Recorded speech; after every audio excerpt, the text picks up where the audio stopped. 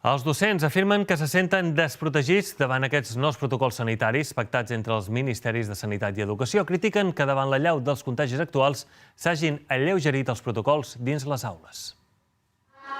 Després del darrer canvi de protocols de divendres passat, els sindicats docents no havien pogut resoldre els seus dubtes amb els responsables de salut. Avui s'ha celebrat una reunió dels delegats de prevenció de riscos laborals amb la directora general de Salut Pública, Maria Antònia Font. Afirmen que els protocols són contradictoris i que només serveixen per garantir que no es tanquen aules ni escoles. Aquest canvi de protocol amaga una terrible realitat, que és que en aquesta terra la conciliació familiar no és possible.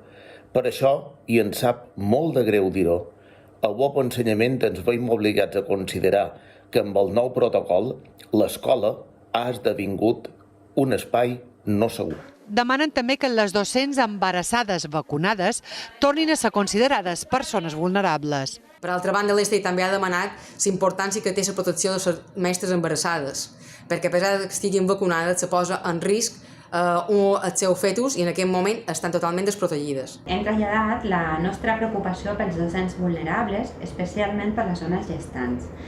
I també hem demanat que es clarifiquin els protocols, ja que aquests darrers dies s'han donat missatges contradictoris. Salut entén el cansament del col·lectiu i afirma que la simplificació dels protocols és perquè els docents es puguin centrar en la seva tasca pedagògica.